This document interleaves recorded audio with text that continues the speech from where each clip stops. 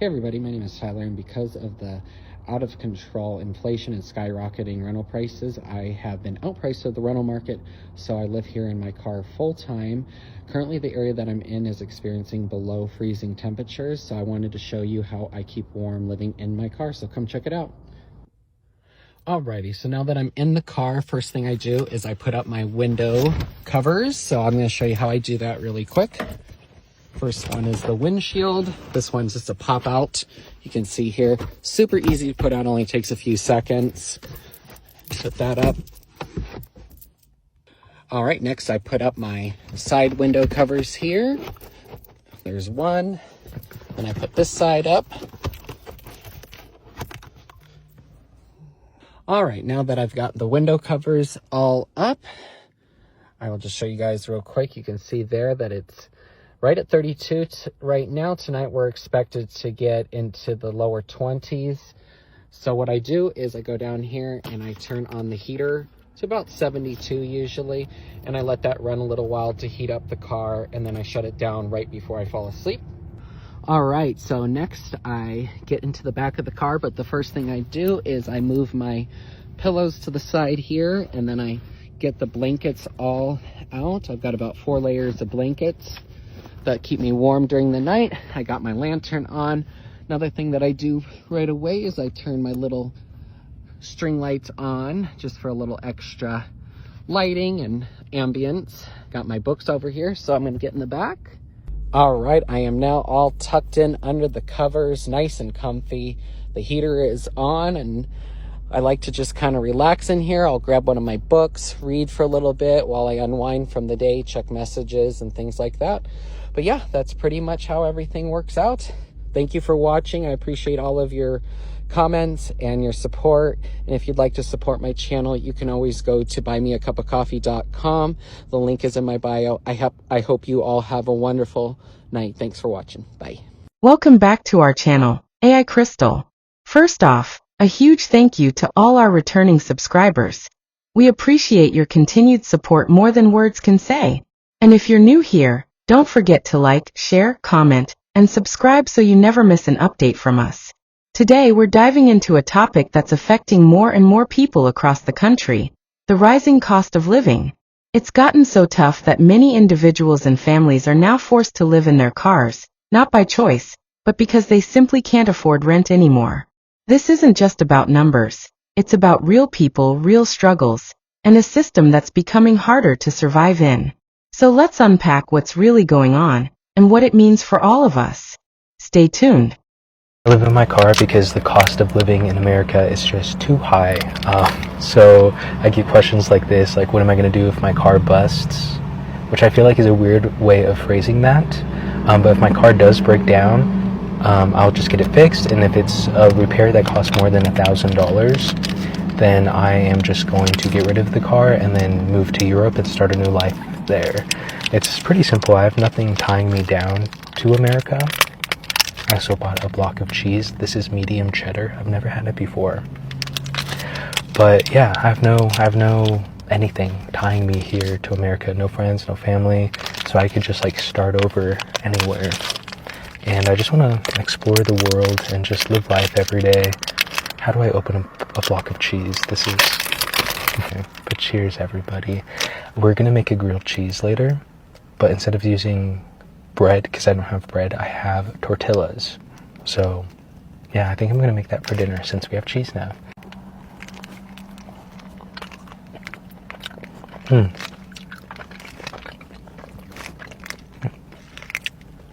This is really fire. What other questions do you guys have? But again, this is your sign. I know some of you guys are young and don't have kids. Live life. Be happy instead. All know that I live in an RV full time. Some of you guys think that I travel full time as well. Not in my RV. I live in my RV solely so that I can beat the cost of living. It actually costs a lot and way more to travel in my RV because my RV is super heavy. I would need like a $3,500 minimum to pull this bad boy. And I would have to pay a huge payment monthly to have that truck to haul this RV. And that is not happening. Because the whole point of living in an RV is to beat the cost of living so I can have more money to do more things that I want to do. And a lot of people think that my job is remote too because I live in an RV, but nope, I just have a regular clock in and clock out job because my RV never moves, so I don't need to have a remote job. Just like beating the cost of living in house world or apartment world, I'm still trying to beat the cost of living when it comes to RV world as well. Not having a truck to haul this saves a lot of money. Not traveling in my RV saves a lot of money on gas, saves a lot of money on wear and tear. And the prices of campgrounds are going way up. People are just taking advantage of campers, and I'm so tired of it. So if I travel by plane. The plane tickets are expensive. I travel by car. If I want to go, I go. Because I can, because my bills are low, because I live in an RV. And because I only work 2 days a week, have my benefits. I have 5 days off a week, and so that's why I'm able to just go whenever I want to go.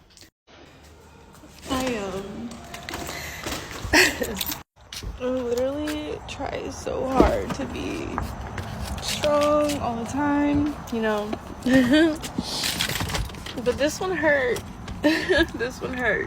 Like, I don't know. It just like really. And I'm laughing because like that's like the only way that I can keep my sanity. But I just love my son and miss him so much. And it just breaks my heart. It breaks my heart that I can't see him the way that I want and keep him the way that I want. I just had to fucking like breathe for a second because I know this is just temporary. Like literally, bro, it's just temporary. But I feel like so much time is flying and it's so heavy on my chest because he's so young, and I want to be there, a part of his life for every step. I'm not. I said I was getting myself together. I'm gonna actually go get myself together. Hi there, my name is Tyler, and even though I work between 50 and 60 hours every single week, I am homeless living here in my car because of inflation. There wasn't any help to keep me in my apartment, even though I paid my rent on time for 3 years. I got behind just 2 weeks because I lost my job for reasons outside of my control. And I called the city, I called the county, I called the state, I called charitable organizations like Salvation Army and churches, and I was told time and time again that there was no help for me. The most that was given to me was being put on a 7-year wait list for possible affordable housing. I believe that this is wrong. There's so many hardworking people like myself, tens of thousands of hardworking Americans that are out here trying to survive, but we can't afford a place to live anymore, and we're being forced to live in our cars, and I believe that is wrong. I make almost twice the federal minimum wage, and I am still thousands of dollars below the poverty line. I am homeless. I live in my car. I cannot afford to rent an apartment. I can hardly afford to live in my car. Food is expensive. And it's tough times, you know? I work 40 hours a week. I am not in an entry-level position. I am in a skilled position. I make twice the federal minimum wage. And I am poor. And if that isn't the most late-stage capitalism thing, if you want to buy me a meal, my Venmo's in my bio. Living in a car isn't usually a choice. It's a consequence of broader socioeconomic forces. Common triggers include job loss or underemployment, soaring rent prices, medical debt or financial emergencies, domestic violence or unsafe home situations, lack of affordable housing options. As housing costs outpace wage growth, many working individuals and even families are pushed into unstable living conditions, and the car becomes a last resort. The harsh realities of car living. 1. Legal and safety concerns. Illegality. Many cities have laws against sleeping in vehicles, leading to tickets or towing. Vulnerability. People are at risk of theft, assault, or harassment, especially women or families.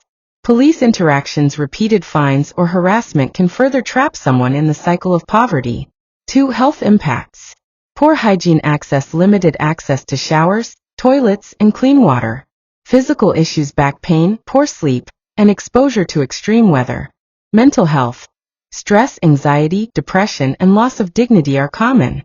Why this is a growing problem. Housing affordability crisis. Rent has skyrocketed in many areas while wages have stagnated. Affordable housing supply has shrunk dramatically, especially in cities with high living costs. What can be done? Systemic and grassroots solutions. 1. Short-term interventions. Safe parking programs. Designated lots with security, restrooms, and support services. Mobile hygiene units. Showers and laundry facilities on wheels. Community food and gas voucher programs. 2. Long-term housing solutions. Increased investment in affordable housing, especially low-income housing developments.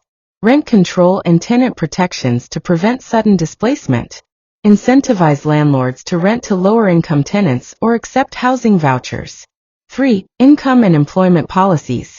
Raise the minimum wage to reflect cost of living. Expand job training programs and guaranteed employment initiatives.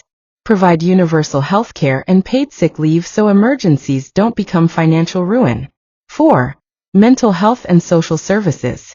Trauma-informed care and case management. Substance use and recovery support when applicable. Help reconnect people with community, purpose, and long-term goals.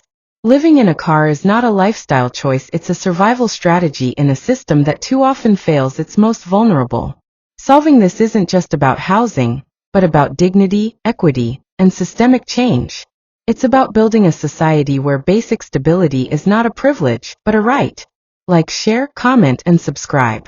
If you found this discussion valuable, like this post to show support for those affected. Comment below with your thoughts, ideas, or experiences. Share this to spread awareness. Subscribe to our channel for more deep dives into real-world challenges and solutions.